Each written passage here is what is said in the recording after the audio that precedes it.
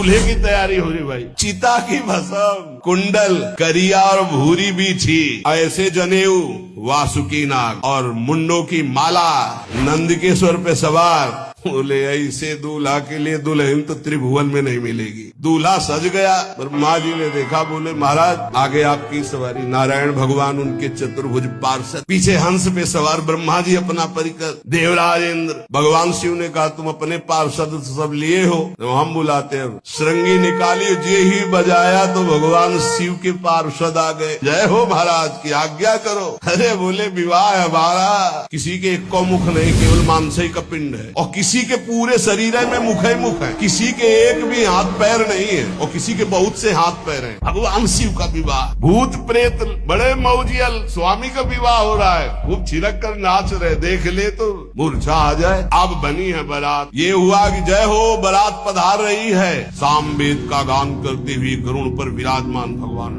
सब हिमालय वासी ओहो धन्य है, यही दूल्हा है, बाराती है। दूल्हा तो भी बहुत सुंदर हो गए, सब देख के लुभायमान हो गए। नारायण परिकर सब, पीछे देखा हंस पर सवार भगवान ब्रह्मा जी, दूल्हा पीछे। गांव के नगर के लोग है ना, ये दूल्हा नहीं, सयाने लोग कहते हैं दूल्हा, दूल्हा तो ये तो ब्रह्मा जी है। देवराज इंद्र, ये दूल्हा नहीं नहीं नहीं, ये दूल्हा नहीं, ये दूल्हे की बाराती। जब सब निकल गए तो बहुत हृदय में आनंद था कि अब दूल्हा के दर्शन होंगे। जो ही दूल्हा की पार्टी आई, जितने अगवाली कर ले आए थे, धोती संभाल के जान बचा के भागे।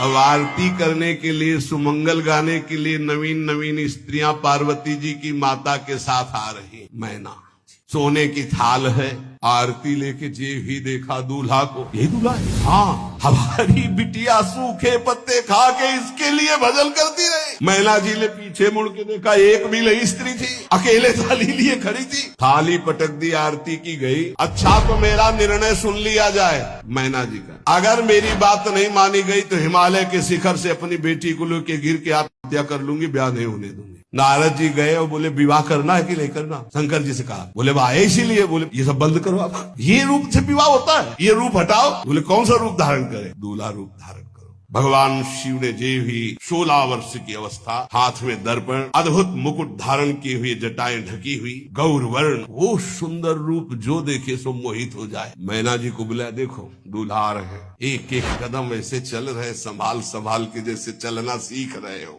वो सुंदर रूप भगवान शिव का जो देखे सो मोहित। मैना ने कहा, अहो भाग्य, ऐसे दूल्हा। बोले वही है जो नंदी पे सवार थे।